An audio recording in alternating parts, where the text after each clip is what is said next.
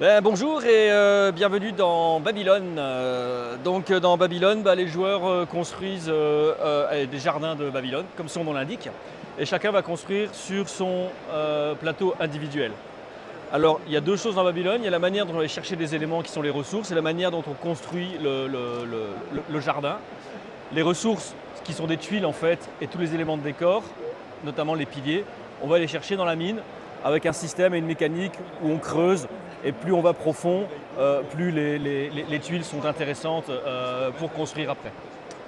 Sur son plateau, en fait, on va construire en 3 dimensions les différentes plateformes du jardin et les différents éléments de décor. Toutes les tuiles sont posées à chaque fois sur des piliers. Les piliers, on va les chercher aussi dans la mine en fonction des tuiles, qu'on prend. Et ensuite, on pose ces tuiles jardin sur les piliers. On peut les poser sur 4 piliers, pour que ce soit plus solide, ou sur 3 piliers. C'est moins solide, mais ça nous permet de conserver les piliers pour construire mieux par la suite. Mais auquel cas, évidemment, on fragilise un petit peu, on a moins de possibilités après pour construire. Et surtout, un jardin suspendu ne serait rien sans ces éléments de décor qui sont les ponts, les statues, les escaliers ou les fontaines. Et là, en fait, il y a des icônes sur les tuiles jardin qui nous permettent en fait de savoir où on peut construire. Une statue doit aller sur une icône statue, bien évidemment, mais toutes les statues doivent être alignées les unes aux autres. Les ponts doivent être construits sur deux icônes ponts, mais évidemment avec un trou entre les tuiles.